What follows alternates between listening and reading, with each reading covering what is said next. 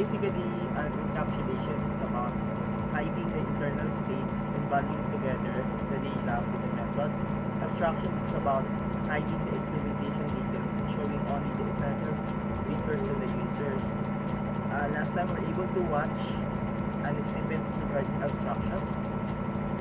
Then here are the codings that it has. We're going to move forward to the new topic as of the moment, which is constructors and deconstruction.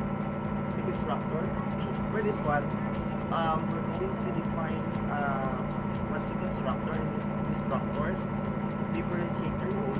We're going to create constructors and destructors in C++, and we're going to apply them in simple programs. So to get started here, the constructor is special functions automatically called when an object is created used to initialize an object. So characteristic of constructor are as follows. There are some named as class. We also have here no return type. We call it automatically and we can do an overloaded. So next one. Yes, this is a special function called automatically when object is created, and destructor is called when object is destroyed. There are some videos that you can watch regarding constructor and deconstructor. Alright, in C++, technically constructor is a special member functions that is automatically called when an object of a class is created. Its primary role is to initialize or start the object's data member and set its initial state. There are some characteristics here regarding the constructor.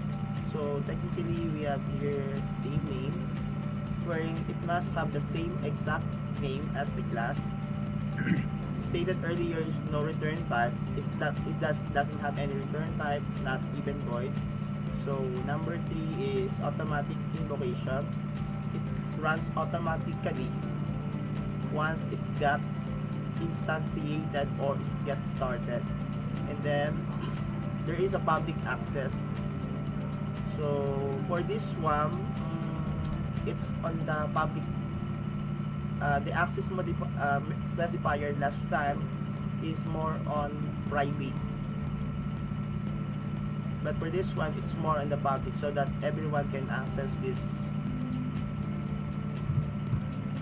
We're going to move on with the types of constructors. So basically we have 4. For this one we have the following. So first one is what we call as default constructor. So for this one, it doesn't have arguments and start or initialize the members with a value. Okay. Then we do have here parameterized constructors. It has an argument to start an object with a specific user provided value. Copy constructor, from the word itself, it copies the value from an existing object of the same class. And the last one is loop constructor. There is transfer from one location going to another of our dynamic memory, which is from temporary objects going to the new locations. Alright, so that's the type of constructor. So here we do have here some syntax. So basically if we're going to take note of this one,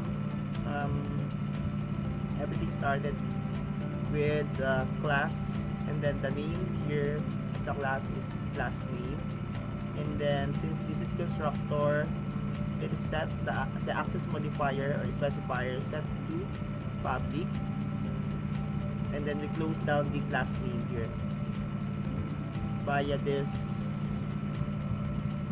semicolon.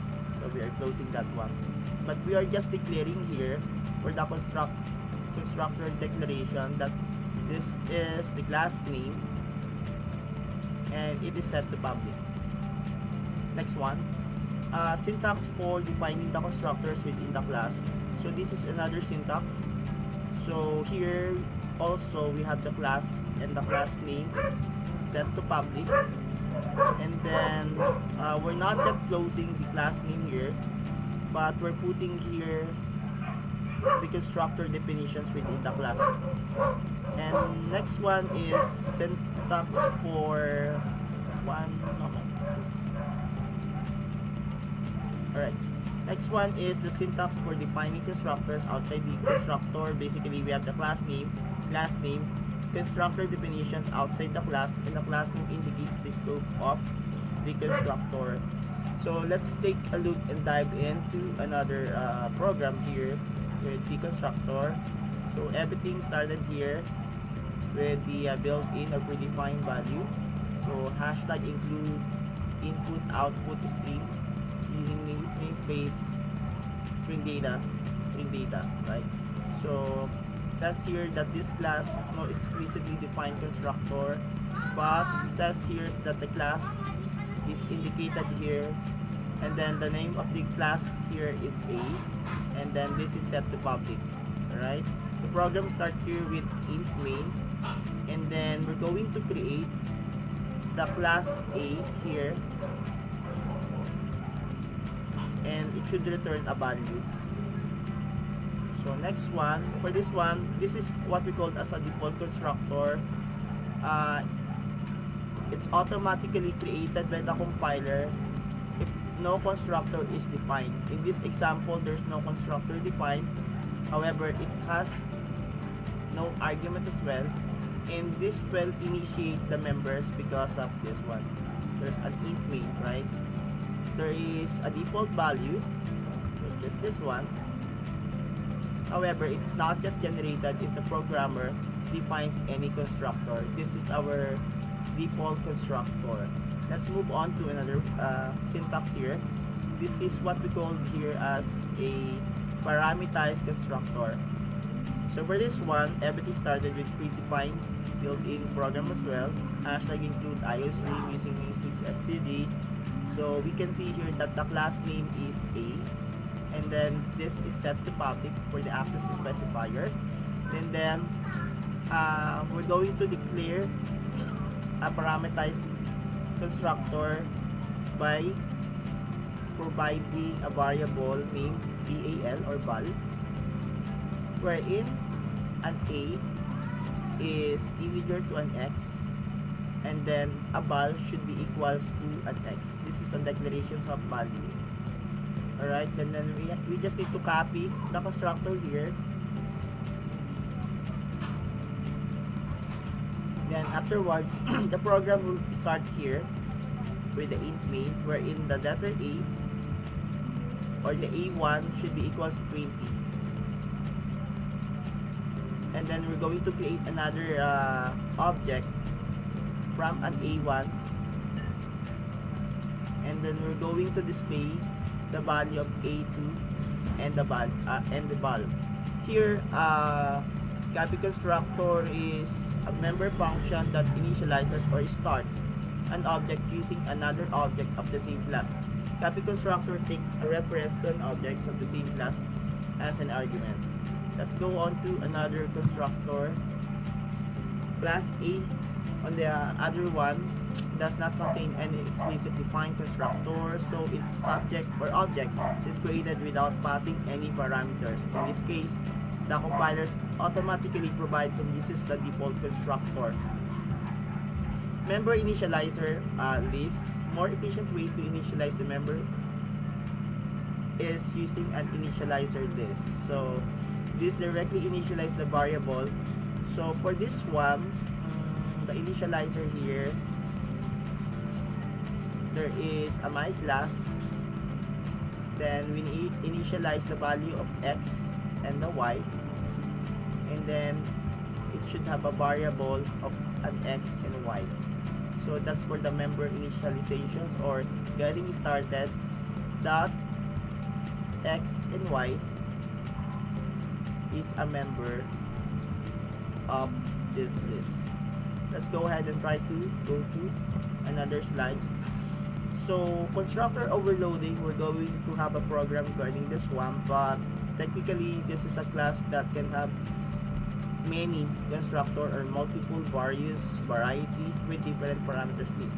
No, virtual constructor, for this one, it cannot declare a virtual because there's no virtual.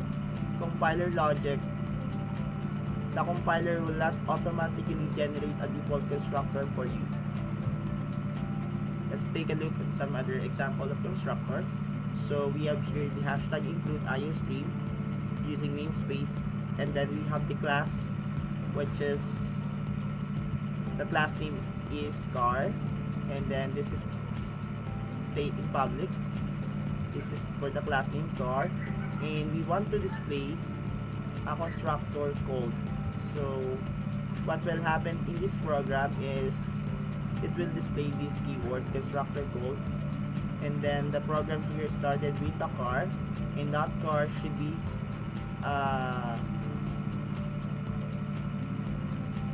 given a name of C. Let's go ahead and try to continue with the program with this code. So here's another one.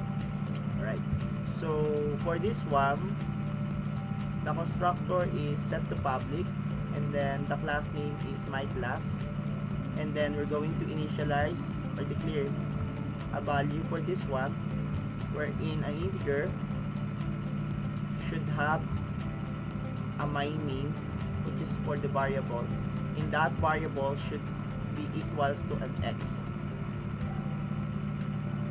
Then the program here started with int main, wherein this my class sets an object that is equivalent to 50. Next one. So in another example here, my class is the name of the this is the class name, my class, and the access specifier set to public. The constructor is this one. We're going to display hello world. Program here stated that the my class, which is our constructor, will create an object. My n.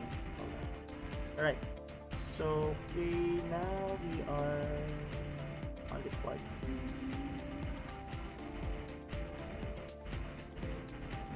Okay. Alright, so we have here the my class. We're done with this one actually.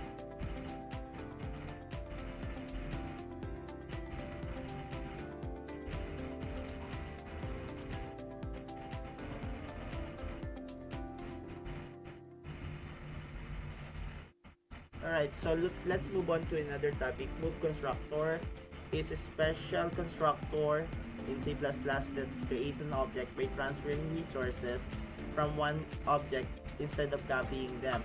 So it uses semantics with std or string data move to take ownership of the memory or handles from temporary object, avoiding extra copies and improving performance. It is typically called when objects are returned by value or when temporaries are used. So let's dive into another program here. This is what we call as the move constructor. So everything started with this pre-built in or public syntax. The hashtag include input output stream. We're going to use here vector, and then the namespace is string data. Then this is constructor because of the word my class here, which is we're going to initiate a value later on here.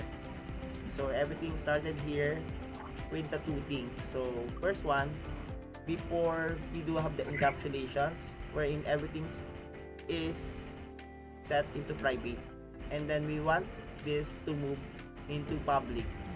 So what we're going to do here is with the my class as the class name, well, we're going to initiate the value,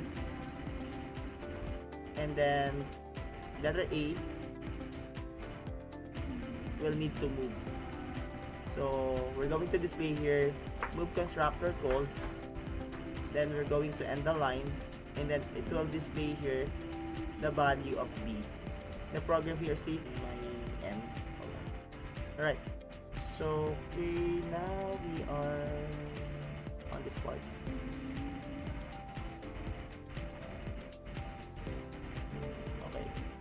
Alright, so we have here the my class. We're done with this one actually.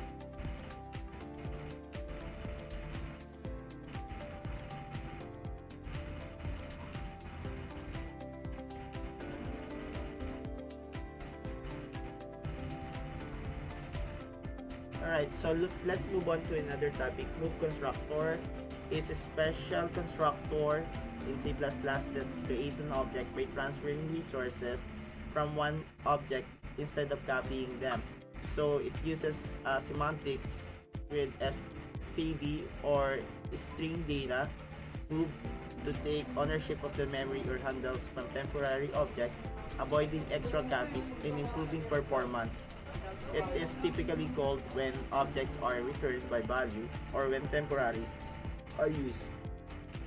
So let's dive into another program here. This is what we call as the move constructor. So everything started with this pre-built in or public syntax. The hashtag include input output stream. We're going to use here vector, and then the namespace is string data. Then this is constructor because of the word my class here, which is we're going to initiate a value later on here. So everything started here with the two things. So first one, before we do have the encapsulations wherein everything is set into private, and then we want this to move into public. So what we're going to do here is with the my class as the class name, well, we're going to initiate the value, and then letter A will need to move. So we're going to display here move constructor called, then we're going to end the line, and then it will display here the value of B. The program here states, okay, let me go ahead and try to share my screen again. So we're here now to move constructor. Everything here is created with our pre-built in, and then our class name is my name, and then we're going to initiate the value here wherein the my class should be an obj1, and we're going to move the value of A to letter B wherein A is equals to 4. So it will transfer the value here for the move constructor. Let's go ahead and try to move on to another topic here. Constructor rules. The constructor has the same name as the class. It has no return type, not even void. It's usually considered public. It's automatically called when an object is created.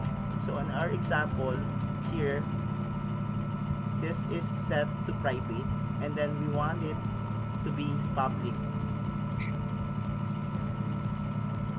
Next one. Constructors with parameters can also take parameter just like regular functions, which can be useful for setting initial values or attributes. So the following class have brand, models, years, attributes, and the constructors with different parameters. Inside the constructor, we set attributes equals to the constructor parameter, such as the brand should be equals to the variable letters such as an X, etc. When we call the constructors by creating an object of the class, we're going to pass the parameters to the constructors, which will set the value of the corresponding attribute to the same. So let's type in and take a look at the parameterized constructor example here. So our class name here is student. This is set to public, and then we're going to initiate the variable name, which is age, and this is our data type. So here, our class name student should start or initiate a variable name for age, and that age should be equals to 8. That's the parameterized constructors. Let us pass arguments to initialize an object member. It is used to create by adding parameters to the constructors and using them to set the values of the data members. Let's go ahead and try to move on to another one here. We have here the class name as the the car as the class name, and this is set to public. And then we have here some attributes such as a string run, string model, int is data type. Here is a variable, which all of these are considered as an attribute. Then we have here the class name, which is car, and then we have here some attributes. We're going to name it as a string x, y, and z to call it as a parameters, and then we're going to assign the attributes here, such as brand for x, model for y, year for z. Then we're going to start the program here. We're going to create a car object that will call the constructors with different name. So our constructor in this one is what we call here the car obj, and it should call its values, such as BMW X5 1999. The constructor here is car obj2, which should call the value specified here for Mustang 1969. And then after that one, we're calling those model number. It will display the exact brand name, model, and then the year. Let's go ahead and try to move on to constructor defined outside the class. For this one, you can also define the constructor outside the class by using the scope resolutions operator, which is colon. So same thing lang din siya doon sa isang program natin. Constructors overloading here is we can move more than one constructors in the same class. This is what we call as constructor overloading. Each constructor must have different numbers or type parameters, so the compiler knows which one to use when we're going to create an object. We're going to use this one, the constructor overloading, in order for us to give flexibility when creating an object, to set default or custom values, and to reduce repetitions of the codes. Go here and try to dive into examples with two constructor. This class has two constructor, one without parameters and one with parameters. As we can see here on our program, so the class name here is car, and then it has an attributes of brand and model. So this one had already assigned a value. The brand should be equals to B, the model should be equals to M. And then the program here started with the car, and then specify its value. For the car 2, we already know that it is BMW and X5. For the car 3, that is Ford and Mustang. However, we want to display the car 1 here with the informations of the car brand and its brand model. So if we're going to run this one, what will display here is that the car 1 is equals to nothing. And then for the car 2, it will display here BMW X5, and for the car 3, it should display here Ford Mustang. Let's go ahead and try to two constructors, one without parameters and one with parameters. So the one without parameter here, this one. The other two that has parameters, this one, because it has a value. Now let's go on to another code here. The attributes of constructors in C++. Here we are going to do the declaration of its location. So the constructors are commonly declared in public sections of a class, though they can also be declared in private sections. Return type: do not return values, thus they lack return type. Automatic invocations: automatically invoke or call upon creating an object of the class. Overloading: allowing multiple constructors to connect to each other. Virtual declarations: cannot declare virtual, however it distinguishes them from other member functions. We have here the address references. The address of constructors cannot be directly referred to. Memory management is that constructors is increasingly call a new and delete operators using memory allocations. We have been able to discuss this I think module 6 for the dynamic memory, wherein the new and del operators occupies the new spaces here. There are some other attributes for the constructor here. We do have here the naming conventions. The members of the functions of the class shares the same name as it is. For example, here, um, class, and then the name of the class car. So the car here is our class name, and the class name will be going to use as a constructor. Initialize the function here serve as a particular type of member. Functions responsible for initializing data members when objects are created. Invocation, we're going to call a time of an object upon creation. Automatic invocations reiterated. Automatically called an object of the same class when it is created, or simply invocate. Overloading reiterated, we're going to repeat the process here by using or enabling multiple constructors with different parameters list. And virtual restrictions is we cannot declare virtual maintaining their distinct behaviors within the class. Next one is, let's move on to another topic, key factors of destructors. So we're done with the constructors. Let's move on to destructor. So for this one, so it has an automatic invocation. The compilers automatically invokes the destructors when its corresponding object goes out of scope. Releasing memory space no longer needed by the program. Arguments and return value absence. Destructors do not require an arguments nor return value.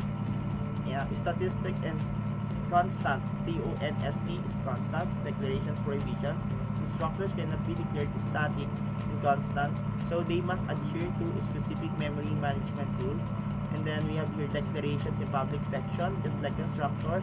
Both of these are set into public.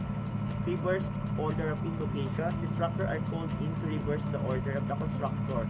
So if the constructor will call for the specific, for example, my car, and then car, and then my object 1, and then the name the value. For this one, it will reverse the order of the constructor. So if the first one should call brand name, then the model. For this one, we're going to call the model and then the brand name of the specific program earlier that we're able to discuss. What is destructor? This is special member functions. It's called automatically when object is destroyed. It's used to free resources. Characteristic of this, same as the class with no parameters, no return type, only one per class.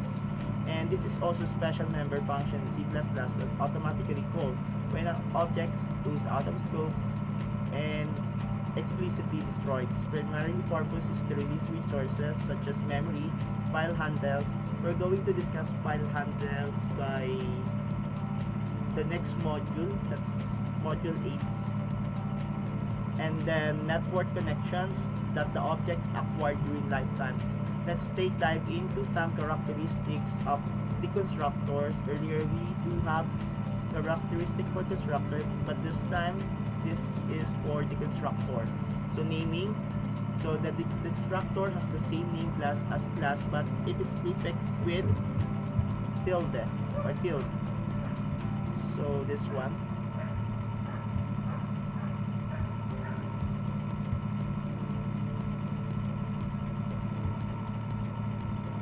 Alright.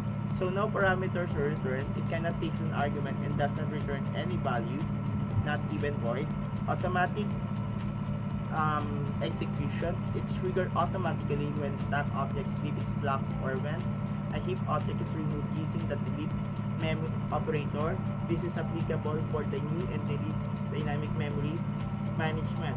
Single destructors, a class can only have one destructor and cannot be overloaded. Order destructions is an objects are destroyed in reverse order of their creation. Let's move on to another topic. Destructor example. Let's have here an example. The class name here is what we call the demo. This is set to public. We're going to use the class name as a destructor, and it has a tilde or tilde. That the class name is set as a destructor. If it has no tilde, this will be constructor. And then we want to display destructor code. What we're going to display here is this one, destructor code. Let's move on to another example. Here we have the class name, which is my class. This is set to public. This one is constructor because it doesn't have tilde. This one is destructor. It has a tilde. And then that's the example of differentiating constructor versus deconstructor, wherein we're going to use the class name, whatever the class name here. So constructors acquire resources, destructors define inside the class or clean up the codes by deleting the pointer and close the file. If we're going to use my class here as a constructor, it will display. If we're going to use tilde here, my class, it will delete or reverse the process for the my class, whatever the program outcome for this specific codes. Let's move on to another topic, when to use a custom constructors. If your class does not manage dynamic resources, the compiler provides a default constructors that works fine. However, we're going or we must write a custom one if your class allocates memory with the new appends file stream that we're going to talk soon on module 8, manage system handles. This is on, I think, module 8 as well, and database connection. Virtual instructions in inheritance. We're going to talk inheritance if we still have time later on for the second hour. That should supposed to be our topic for today, but we're getting back to what we have messed out yesterday to today's session. So virtual destructors in inheritance. If a class is intended to be a base class for other classes, its destructor should always be declared as virtual. If we're going to delete a derived object through a base class pointer, example, here is, we have here the base, and then the pointer with, remember the star, P, or the asterisk P, and then we're going to assign what's the pointer here, the new derived. A non-virtual destructor should only call the base class cleanup, leading to memory leaks from the derived effects or parts. An effect here is a virtual destructor to ensure the derived class destructor is called first, followed by the base class destructor. There are some videos that we can watch in regarding destructor and class destructor. Let's move on to another topic here. By doing comparison regarding the constructor versus destructor here. So constructor says here that it is called when the object is created. However, for the destructor, it cancels, reverses, or destroys what should be created. So if we're going to create constructor in our example earlier, example car, and then we put tilde in destructor, it will not call the car. Initialize data because we're going to start what will be the content of our constructor. So however, for the destructor, it deletes or clean up the data. In our example earlier, we have here the car as the class name, and that car should also be used as constructor. So it will start what is the content of that constructor. However, if we're going to put a tilde on that class, it will destroy or delete whatever is the content of that specific class name or constructor. So constructors cannot be overloaded. Destructors, same thing, cannot be overloaded. But for the constructors, it can overload because we can add up different constructors if we want. For the destructor, you can just delete it one at the same time. We're going to talk more details regarding the comparisons between the constructors and the deconstructor here. So same class as it is for the constructor versus same class name for the destructor. However, for the destructor, we have the tilde. So for example, class car. So this will calls our constructor for the word car. However, if we're going to put a tilde to a car, that will call destructor. So purpose here, everything should start with constructor. That's why it's initialized. It will create data. However, here It's destroy, clean up, delete. Constructors can accept parameters, overloading allowed. There's no parameters or no overloading for the destructors. So a constructors can invoke or call an object once it is created. For example, I have here my car, and then it has a value. So it will call whatever the value of that specific constructors. However, for the destructors, it will delete everything from what it is being called from that specific constructor. Let's move on, dive in here to another example here. Constructor is special functions called automatically when an object is created. Destructor is called when an object is destroyed. Here, everything started with the pre-built-in program, hashtag include IOStream using namespace std, wherein this is class, and our class name here is car. We're going to use car as a constructor, and for this one, it has a tilde. This is a destructor. So after that one, we have here some attributes such as string set to brand, the integer set to year, and then we're going to initialize it by putting a value wherein brand should be equals to b and year should be equals to y. So that thing will add up the value of brand as b and year for y. That's for the constructor. However, since we want to delete the value of brand for b, y for year, we're going to destroy everything. So here we're going to display the brand for the specific brand and the year. So for example here, the brand should be Honda 2019, and then once we are going to destroy this one, what will happen here is Honda 2019 destructor called for Honda. We want to delete this Honda. Next on, try to move on to another one. Alright, so to sum up here, constructors start or initialize an object. Destructors clean up, delete everything. Both are automatically called and has different functions in terms of doing classes. Let's move on to the new topic for today. Roughly an hour, right? Alright, so let's get ahead with inheritance in C++.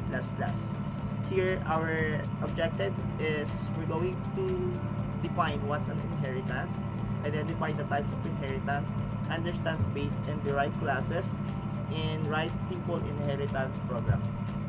So what's an inheritance? So the word inheritance means inherit. It allows our class to acquire properties just like acquisitions, transfer of ownership. Same thing here, acquires properties and behaviors of another class. It promotes a code reuse or recycle or doing it repeatedly based in what we call here as a parent-child relationship. We're going to illustrate what is that for. There are some terminologies here that we need to take good care, such as the parent. What is that? That is our base class. This is a class being inherited, and the child is a class that inherits or the derived class. Again, parent is our base class, child is our derived class. So everything should have a parent here, just like parent and then children, right? So we inherit everything from our parent. So inheritance in C++ is a core object-oriented programming that allows a new class or derived class to acquire the properties and behaviors, data members and members functions of an existing class, the base class, that facilitate the code reusability or recycle, and helps to model in a relationship such as dog being an animal. Alright, inheritance is a fundamental concept here. Same lang. So here the only difference is the relationship of the car in a vehicle.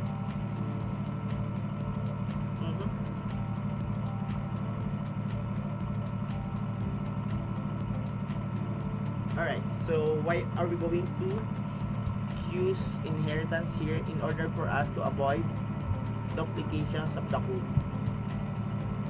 Next one. So inheritance here is transferring or allowing one access or one class to reuse attributes and methods from another class. Helps us write cleaner, more efficient code by avoiding repetitions or duplications or copycat. Then we have here the derived, which is the child class, a class that inherits from another class, a base class, or the parent, the class being inherited from, to inherit from a class. We're going to use colon and the symbol. So here's an example to illustrate it. So the class, the animal class here is what we call as the base class or the parent. Alright, and then the derived class, these are the children. These are the dog, cat class, and cow class. Let's say other example. Dog, car, that's for the parent. And then we have here some brand name Mustang Ford X, so that will be the child. Alright, so let's put it into coding or the programming side here. So everything should start with the pre-built-in or predefined code that is for the IO stream input output using STD. And then here, since this is a class, the class name is an animal, and this is set to public. And then we should call a variable named sound. And then we want to display animal make a sound. And then for this one, we're going to put another that's for the parent. We're going to put the child. The class name here is dog should be equals to an animal. We're going to call in the dog should bark. For the cat, we're going to call in that the cat should meow. For the cow, we're going to call in that the cow should moose. We're going to initialize the program. That's the declaration. We're going to start the program or initialize the program here. The dog, this one. We're going to represent it as by B. And then we're going to hear the sound, and the sound of the dog barks. Same thing with cat, cow.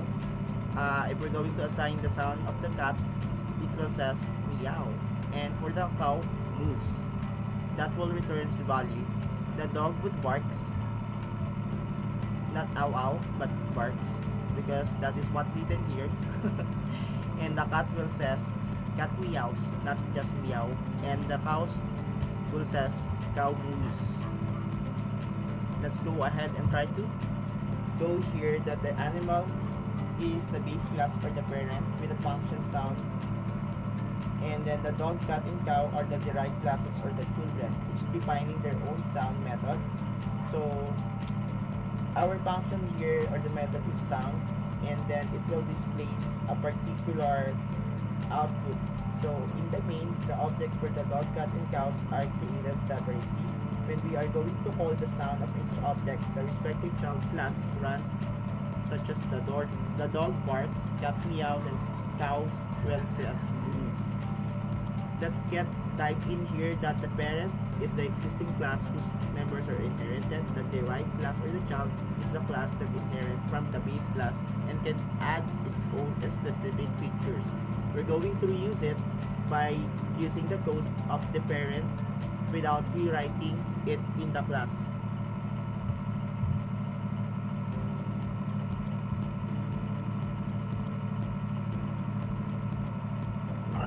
Alright, so to dive in here, the parent here is an animal, right? So okay, and then it will call for a sound and will display what's the animal should make sounds. That's the main program. And then it has subsection. Subsection 1 is for the dog, subsection 2 is for the cat, and subsection 3 is for the cow. And all of this, either it is dog, a cat, has its own way of displaying their own messages. So So that's how are we going to derive this program. Next one.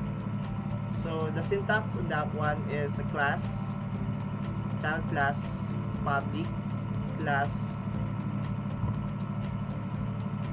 So in C++, inheritance is implemented using a colon followed by an access specifier.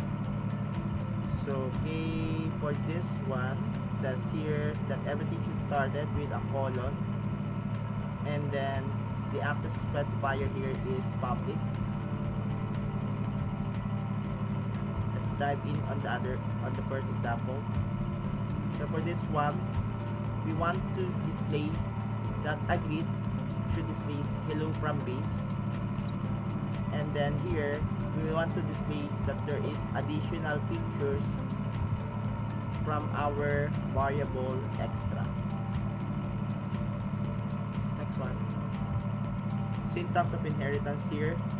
So we have here what we call as the class child, this one, the access specifier, public.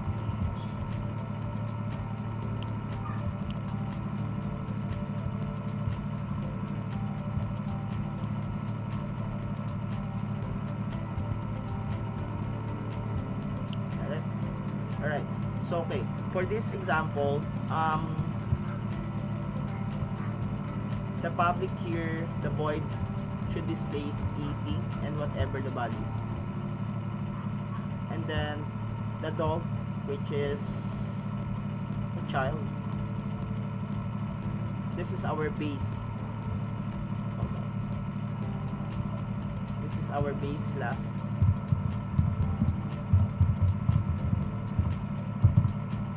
Our parent, where everything started or originated. Class should be equals to an animal, and our student here, or our child here, is what we call here as a derived class, and that will falls under dog. Alright, so from our main program here, which is for the animal and our parent, says here that whatever the animals should display, it will transpire here with the 80. However, for the derived class, which is dog, it should display here that the dog should bark. Let's try to move on to another one.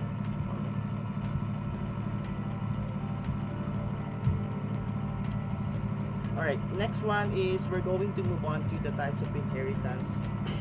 We have here single inheritance, multiple inheritance, hybrid inheritance, multi-level inheritance, hierarchical inheritance. When we are talking about single inheritance, one, so dynamic or multiple inheritance, 2 or 4. Hybrid is a combinations. Multi-level is a combinations of many multiple inheritance. And then hierarchical is this, there is an descendancies ascending, or there is an order that will follow. So a single inheritance pertains to one base class, one derived class, meaning there is only one class. Alright, one class only.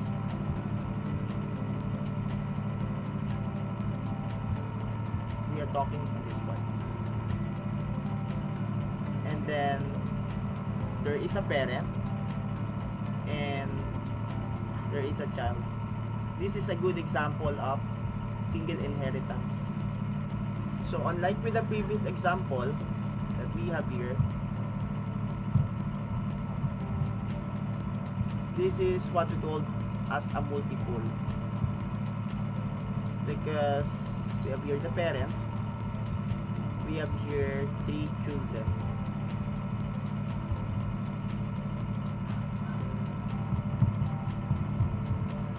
Alright, next one.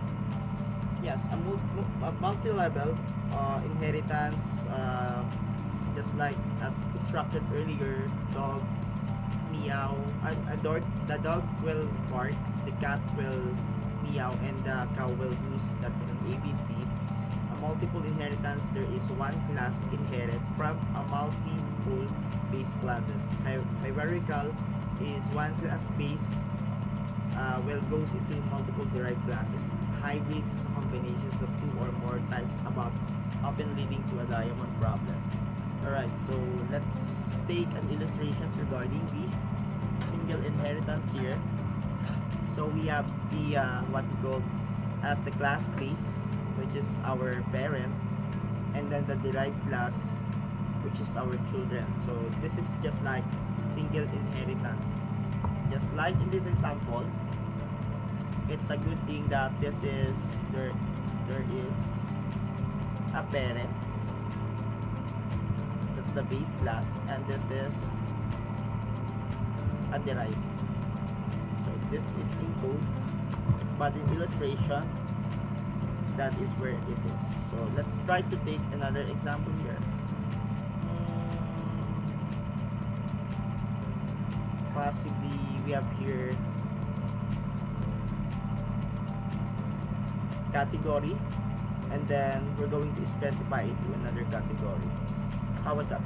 For example, we have here house, which is our base class, and then the derived class, possibly it might be a single unit, it might be a condo unit, so on and so forth. So base class versus derived class. So in order for us to illustrate it in layman's term, so a parent or a base class is technically our main topic.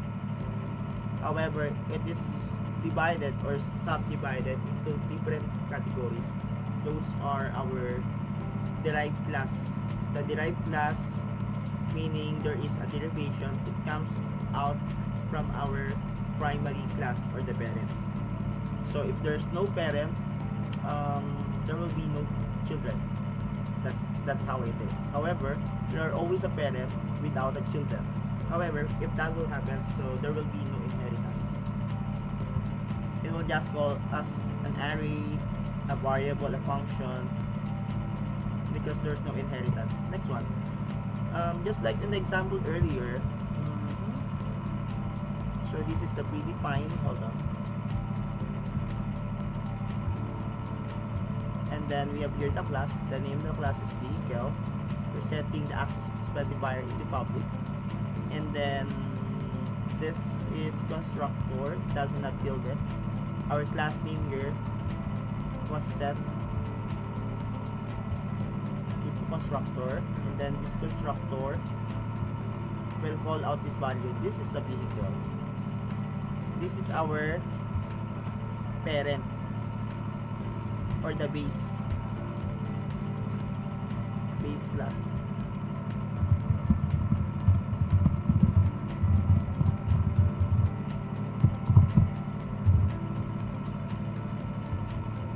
Next one. For this one, we want to call our children, and our children here from the parent vehicle will be car. Alright, and then the car will displays the value for this vehicle is a car.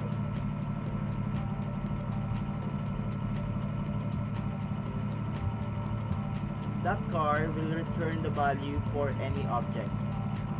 This is a vehicle, or this vehicle is a car. What will encoded in the program or compiled, this is a vehicle, this is a car, because of the word see out. It will displays whatever it is written in the code. However, there are some destruction here, such as this one, this one, this one, this one, this one, this one, this one, this one, this one, and it will return the value.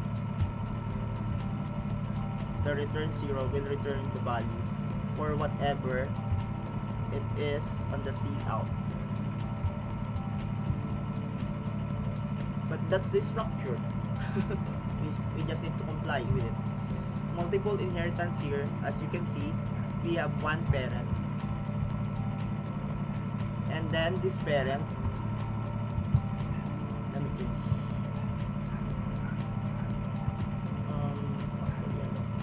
we have here a parent, which is amphibian or amphibious vehicle, and then he has two children. Children 1 is the land vehicle, children 2 is our water vehicle. That is for multiple illustration. Just like in this program earlier, we have here the parent. Let me change.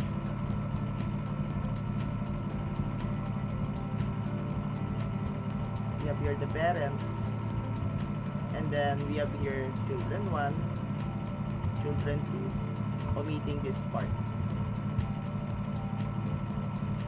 So that's how we're going to put it in codings for the multiple inheritance. So let's put here an example. So for this one, everything started with an IO stream, has to predefine this part. Hold on.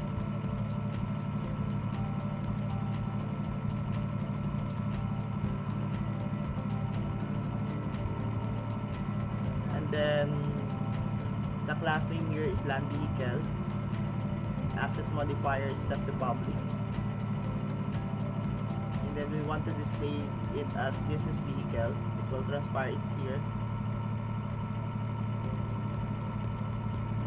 Land vehicle. For the other one, we call it as water vehicle. It will display this is water vehicle. That is here. And then the amphibious vehicle, this is amphibious vehicle, we'll set it here. Okay, the question here is, why does we're able to display first the last value rather than with this value? So it derives the class inheriting from both classes. That's the answer regarding that question. So instead of displaying this one as 1, or this is land vehicle, then the second display should be this is water vehicle, and the third display should be this is amphibious vehicle. What happened here? A reverse order had occurred. That is derivations a class from both classes, or for the multi-level, what I mean is multiple inheritance. Now let's dive into another inheritance, which is multiple level. Here we have the parent, which is the class car, and then we have here, so earlier in multiple we have C1, C2. Here it's quite different. So started with class or the child 2 going to the class 1. So let's go into the program here. As you can see here, so this is the parent, public vehicle. What will display here first is this is 4-wheeler. Right, this one displays on the bottom part, or the third, and then the second one is this one, and this one will displays on the first one. It's quite confusing, right? Next one, hierarchical inheritance. More than one subclass is inherited from a single base class. More than one derived class is created from a single base class. For example here, we have the parent, just like on the, where's that? This one, the multiple. If you can see, we have here the parent or the derived class. It goes up to C1, C2. Multiple. Next one, for hierarchical. So instead of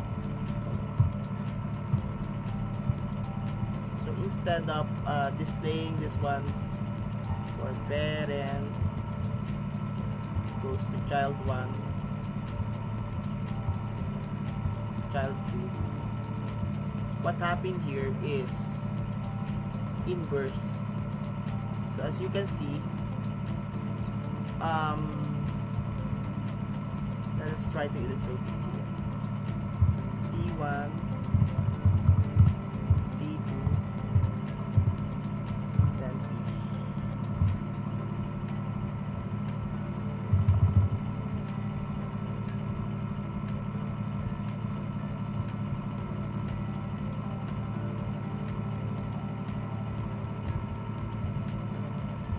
That's for the multiple earlier, right? However, for this one, it changes an order, wherein these children will goes directly and will converge into the parent. That's for hierarchical. There is an order.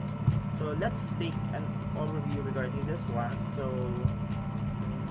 our first output here is, this is a vehicle. We can see here that this is a parent, right? And then this vehicle is a car. Okay, this one. This is a vehicle. What's that? So there is a derivation here. And this is a vehicle bus. So what happened here is, as you can see, this is a vehicle is a parent, right? And then this vehicle is a class. This is C1. And then let's get back to parent, and then let's get back to child 2. So that's how it is derived in this output. So it's quite confusing, right? Hybrid. There are 2 or more types of inheritance that are combined in one program. For example, a class might use multiple inheritance and also be part of multi-level inheritance chains.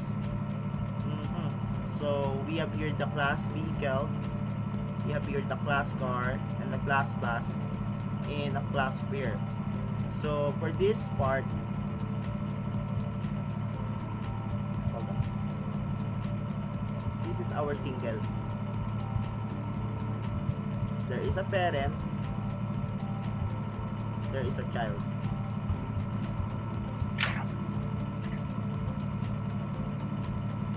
Next, combination. So what happened here is that we have here the parent, and these are the child.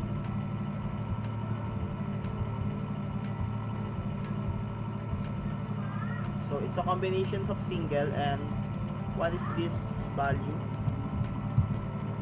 Single and hierarchical. Again, the single is this part,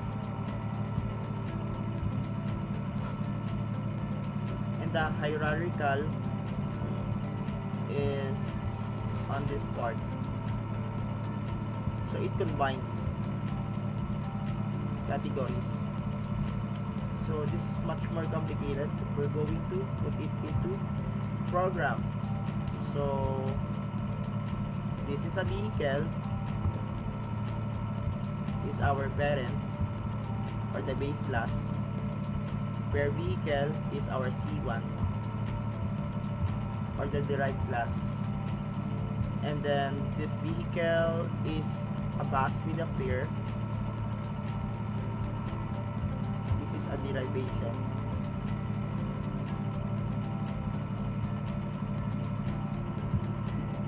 Hybrid inheritance can lead to a diamond problem, much more diamond problem here is that there is a twisted illustration.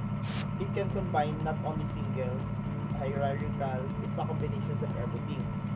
So this happens when the class inherits from the two classes that both share the same class. As a result, the derived class gets multiple copies of the base class member, which creates ambiguity or confusion about which one to use. So for this one, the parent here is class class. Going to our child in the single. However, this parent in the single, once it is combined in hierarchical, it becomes a child. So this is a parent and at the same time a child. It's quite confusing. Alright, so okay. The solution is to use a virtual inheritance, so only a single copy of the base class is being seen. Or hold on. Is shared. Sorry. Let's continue here. How inheritance works in C++. So here, always column with an access specifier that is set to public.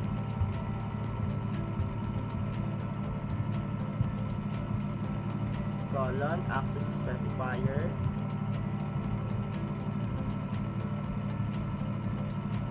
We're talking on this part. This part. That's a column, right?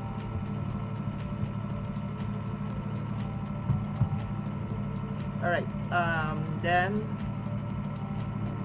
it allows the derived class or the child class to inherit the data member field and the member functions method of the same class or the parent class. When a class inherits another class, it gets all the accessible members of the parent class, and the new child class can redefine, override, or add new functionality to them. So there are advantages for inheritance. One, we're going to reduce repetitions or redundancy. Improve maintainability, something that we can update. Code reusabilities, derived class can directly reuse data, members, and methods as base class, avoiding codes application. We have here multiple abstractions, supporting an abstract classes with pure virtual functions that define a common interface, enforcing an abstractions, class hierarchy, as illustrated on this part.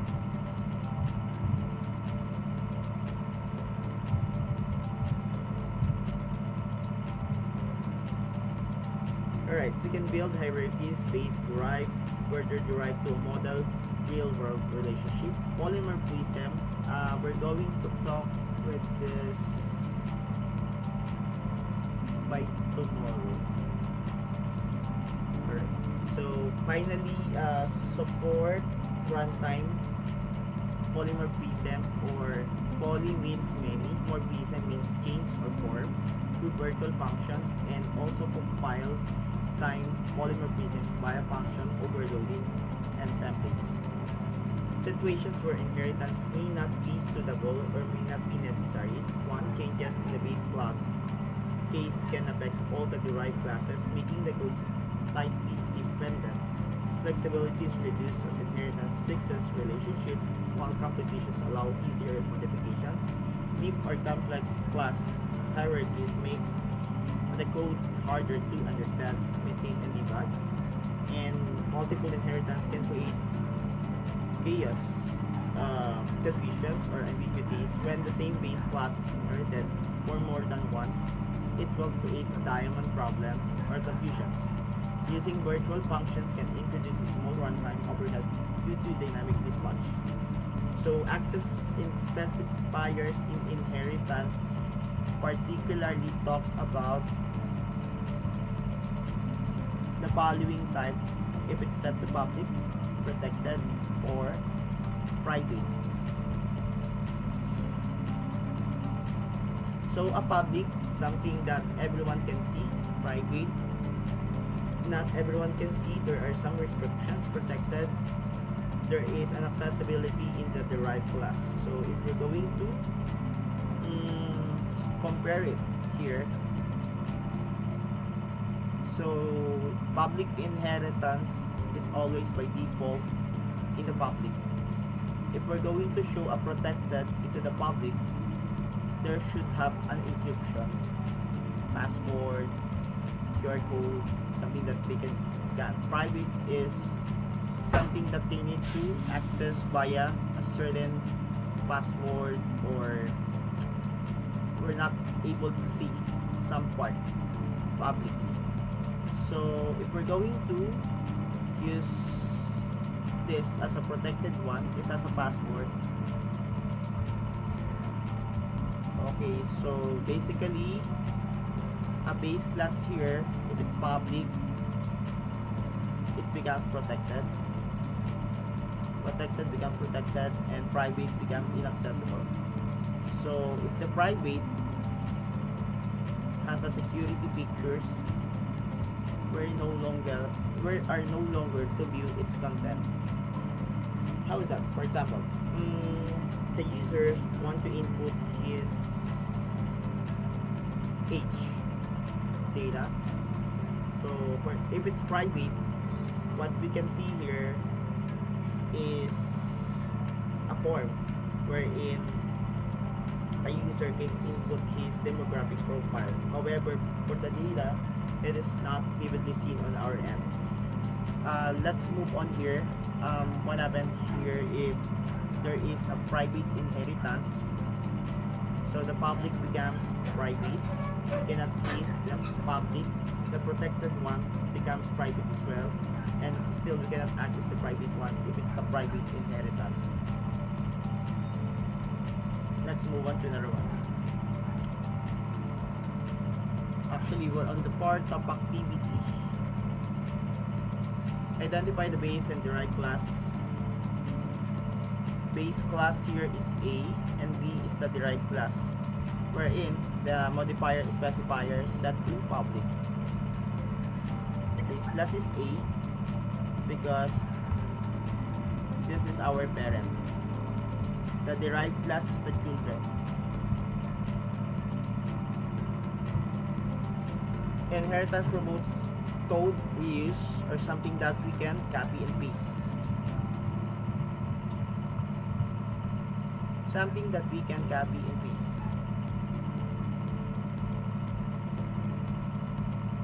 Alright, so something that we can copy and paste here. The parent is something that we're not supposed to copy. What we can copy here is children 1 going to children 2, and then going to children 2. If you can see,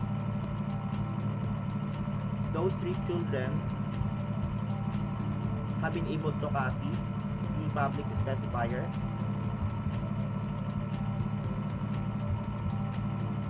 They're just changing their child name. This one is bear, this one is car, this one is bus, and then they copied the same thing as the angle bracket. What will going to be displayed or the see out? They just in the child name, they just change the following. So first one is the child name, and another one is the output on what will be transferred. So everything is copy and paste. So that's how we're going to reuse the code.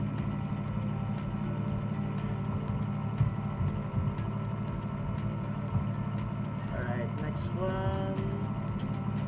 Alright, create a base class persons with function display name, derived class student with functions display name grade.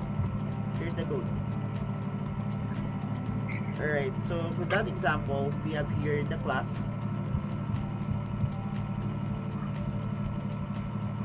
And the person is our class name. This is access specifier sets to public. And we want it to display by providing this string such as display name. and we want it to transpire as the name should be equals to John. That's for the parent. And then for this one, there is a derivation here. We set this class name of the person going to the students. Then we want to call the name of the student by displaying the display grade. And that grade should be equals to letter A. What will transpire here, the output here should be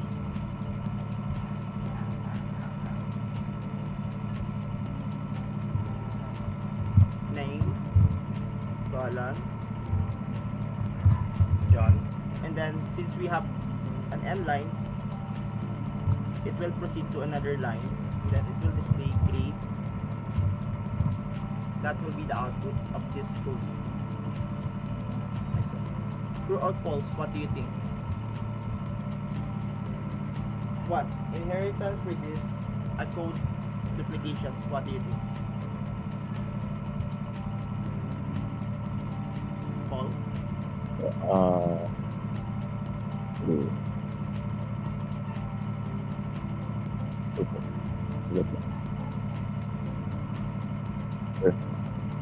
Is that true or false?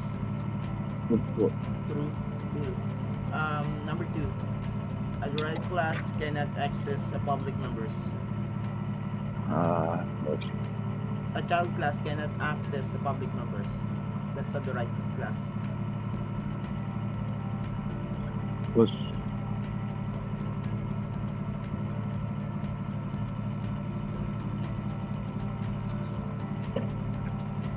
Push. I'm sorry? Push. Yes, alright. That's true. Alright, next one. C++ support multiple inheritance. True. True. Right. Got it. Thank you for your response here. Let me go ahead and try to move on to another one. So, that's our answer. So, inheritance reduce the code duplications because for this part, we're going to, I was able to demonstrate it earlier, to use the code by doing copy and paste, and then we are just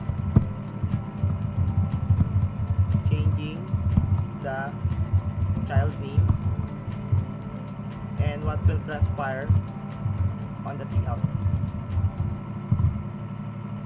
So that's inheritance reduces code duplications. Next one, a derived class cannot access a public member, or a child cannot access a parent. That's false. But it can access not a public members, but it can access what is on the base class or the parent. And since we have here illustrated multiple inheritance, so C++ supports multiple inheritance. So basically an inheritance is we're going to use codes from the parent going to its successor, which are the children. So derived class is always a child, and then the parent is always a base class. So we're going to reuse the code specifically for the child 2, child 3, so on and so forth. We're going to use parent or the base and derived or child classes, and different types exist that we're able to illustrate the different types of inheritance here. If we're going to take an overview again, we have here the single inheritance, and then we have here the multi-level, hybrid, and the hierarchical inheritance. Let's move on. Do we still have a topic? We're done na yata eh. Alright, this is polymorphism. So we're going to talk polymorphisms by tomorrow. I want you to watch different videos that I'm going to post it later on after these sessions. Do you have any other questions that you would like to ask aside from this? Okay. Yes, none as of the moment.